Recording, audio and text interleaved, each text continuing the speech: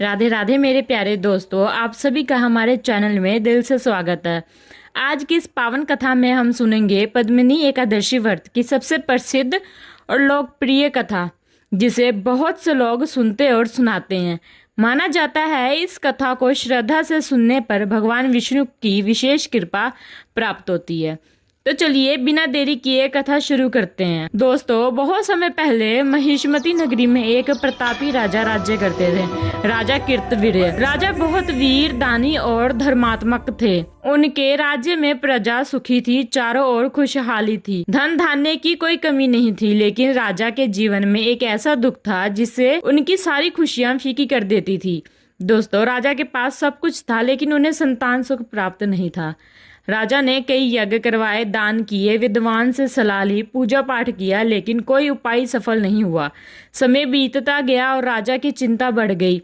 राजा की सबसे प्रिय रानी थी रानी पद्मिनी। रानी अपने पति को दिन रात चिंता में डूबी देखकर बहुत दुखी रहती। एक दिन राजा ने भारी मन से कहा, रानी, शायद भगवान मुझसे नाराज है। इतने प्रयास के बाद भी हमें संतान सुख नहीं मिला।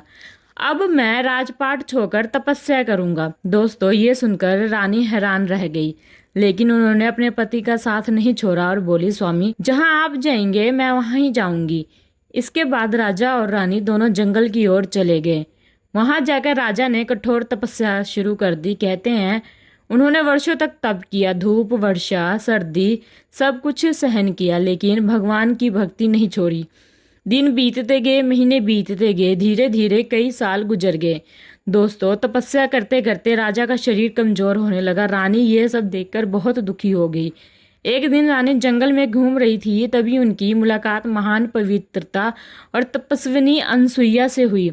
रानी ने उनके चरणों में प्रणाम किया और कहा, माता, मेरे पति वर्षों से तपस्या कर रहे हैं, कृपा कोई ऐसा उपाय बताइए जिससे हमारा दुख दूर हो जाए। तब माता अनसुईया ने कहा, पुत्री, अधिक मास के शुक्ल पक्ष में आने वाली पद्मिनी एकादशी का व्रत पूरे नियम और श्रद्धा से करो।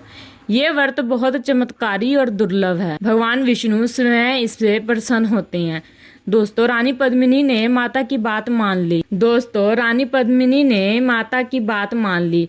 जब पद्मिनी एकादशी आई तो उन्होंने स्नान किया, भगवान विष्णु की पूजा की, दीप जलाया, तुलसी अर्पित किया और पूरे दिन उपवास रखा। रात भर उन्होंने भगवान का भजन किया और जागरण किया। उनकी सच्ची भक्ति देखकर अचानक चारों ओर दिव्य प्रकाश फैल गया और तभी भगवान विष्णु उनके सामने प्रकट हुए। भगवान बोले, पुत्री, तुम्हारे भक्ति से मैं बहुत प्रसन्न हूँ, वरदान मांगो। रानी की आंखों में आंसू आ गए। उन्होंने हाथ जोड़कर कहा, प्रभु, मेरे पति का दुख दूर कर दीजिए, हमें संतान सुख प्रदान कीजिए।